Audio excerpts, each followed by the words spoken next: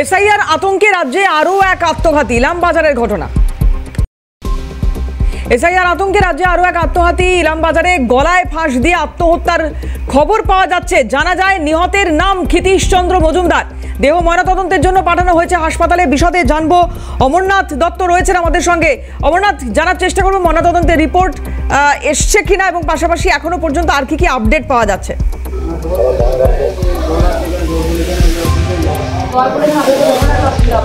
দেখো, তোমাকে প্রথমে বলে রাখি, সকাল থেকে একদম চিত্রটা যেমন একদম তার পরিবার যেমন অভিযোগ করছে, তার পাশাপাশি আত্মীয়রা, পরিবারের আত্মীয়রাও কিন্তু একদম খুব স্পষ্ট অভিযোগ করছে যে এসআইআর যে আতঙ্ক, সেই আতঙ্কর যে জন্যই যে তার যে অর্থাৎ এই ক্ষিতীশ চন্দ্র মজুমদার সে যে গলায় দড়ি দিয়ে ফাঁস দিয়ে আত্মহত্যা করেছে, সেটা কিন্তু খুব স্পষ্ট করে অভিযোগ করছে। আমি তোমাকে এই মুহূর্তে বাড়ির ছবিটা একটু দেখানোর চেষ্টা করব।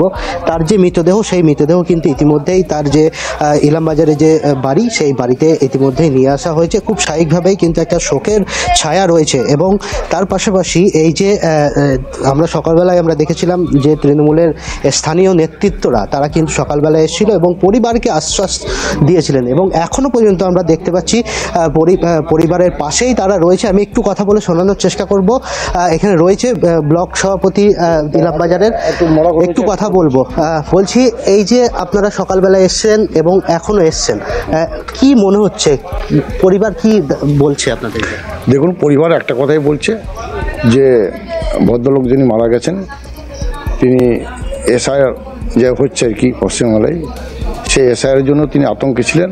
কারণ যেহেতু তার 2002 সালে ভোটার লিস্টে নাম নেই, সেই কারণে তিনি কয়েকদিন ধরে খাওয়া দাওয়া কমে গিয়েছিল আতঙ্কে, আর সেই আতঙ্কেই তিনি আত্মহত্যা করেছেন, এটা পরিবারের লোক বলছে।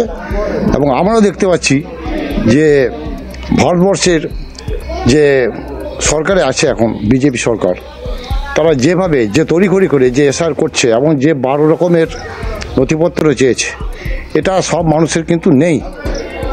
যেহেতু বিহারে করেছে এসআইআর, যারা ভারতীয় নাগরিক দীর্ঘদিন ধরে বসবাস করছে তারাও কিন্তু অনেকেই বাদ গেছে, আর সেই আতঙ্কে ভুগে এখানকার মানুষ সে আতঙ্ক থেকে তারা অনেকে কিন্তু সুইসাইড করতে বাধ্য হচ্ছে।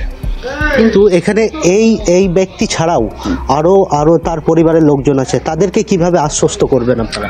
আমরা পরিষ্কার বলছি যে আমাদের মামাটি মানুষের নেত্রী মমতা ব্যানার্জি এবং যুবরাজ আমাদের অভিষেক ব্যানার্জি, তারা যেভাবে আন্দোলন করছে যে আমাদের একটা ভোটার, একটা নাগরিকও যাতে ভোটার লিস্ট থেকে নাম বাদ না যায়, তার জন্য তিনি আন্দোলন করছেন।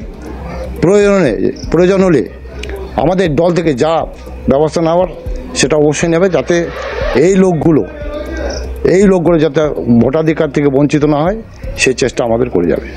তুমি বুঝতে পারছো যে তৃণমূলের পক্ষ থেকে একদম খুব স্পষ্ট জানানো হচ্ছে যে মানুষকে আশ্বস্ত করা হচ্ছে, যদি ভোটার কার্ডে নাম না থাকে, অর্থাৎ 2002 সালে যে ভোটার লিস্ট, সেই লিস্টে যদি নাম না থাকে, তাহলে তারা এর পরে বৃহত্তর আন্দোলনের পথে যাবে। কিন্তু একটা মানুষ ইতিমধ্যেই তুমি দেখতে পাচ্ছ যে আত্মঘাতী হয়ে গেছে, এবং সেই দায় কার, সেটাই যেমন একটা প্রশ্ন। তার পাশাপাশি এই যে এসআইআর যে তথ্য দিতে হবে, বোঝা যাচ্ছে। অমরনাথ, অনেক ধন্যবাদ তোমাকে। কথা বলছিলাম, অমরনাথ দত্ত ছিলেন সরাসরি। পরিবারের তরফ থেকে কি বলা হচ্ছে শুনবো। ওই যে এগুলো হচ্ছে যে কাল রাত্রে ভালো কথা ভালো বলছিল, খাওয়া দাওয়া করছিল, ওইগুলো বলে না।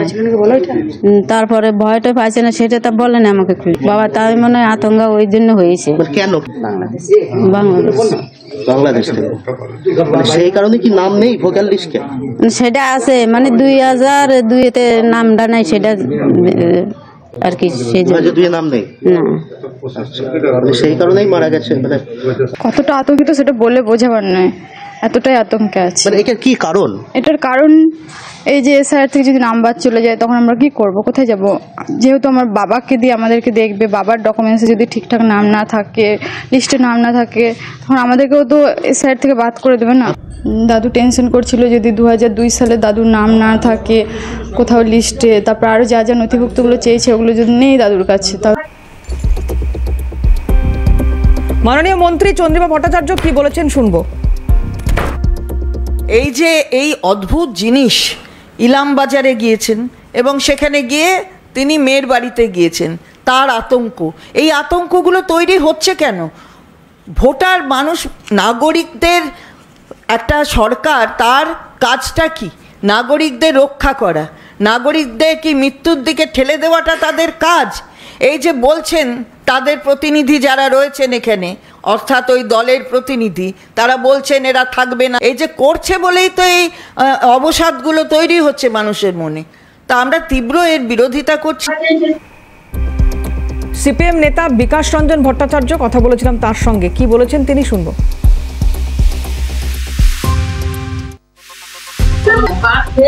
অযৌক্তিক আতঙ্কের পরিবেশ তৈরি করেছে, এটা ঠিক, কিন্তু পাশাপাশি বিজেপি এবং তৃণমূল উভয় দলই কিন্তু মানুষের মধ্যে আতঙ্কের আবহাওয়াটাকে টিকিয়ে রাখার চেষ্টা করছে, যার ফলে প্রান্তিক মানুষ, যে কথা আমি প্রথম থেকে বলছি, এর ফলে প্রান্তিক মানুষ তারা অসহায় হচ্ছেন এবং তাদের অধিকার কেড়ে নেওয়ার আতঙ্কে তারা আছেন। রাজ্য সরকার, নির্বাচন কমিশন এবারে এত হই হই করে এসআইআর এর নামে নাচানাচি না করে স্বাভাবিক প্রক্রিয়ায় যে কাজ, সেই কাজটা করা উচিত। তারা অবিলম্বে এই 2002 এর লিস্ট থেকে ধরবেন, এটা বাতিল করে দেওয়া হোক। শেষ নির্বাচন যে লিস্টের ভিত্তিতে হয়েছে সেই লিস্টটাকেই ভিত্তিভূমি করে সংশোধন করুন। এসআইআর আতঙ্কে রাজ্যে আরও এক আত্মহত্যার ঘটনা। এই লাস্ট যে আপডেট পাওয়া যাচ্ছে, ময়নাতদন্তের পরে দেহ বাড়িতে নিয়ে আসা হয়েছে এবং এই ঘটনায় বৃহত্তর আন্দোলনের পথে তৃণমূল কংগ্রেস যাবে, সে কথাও কিন্তু দলীয় নেতৃত্ব, স্থানীয় স্তরের যারা দলীয় নেতৃত্ব রয়েছেন তারা স্পষ্ট করে বলছেন।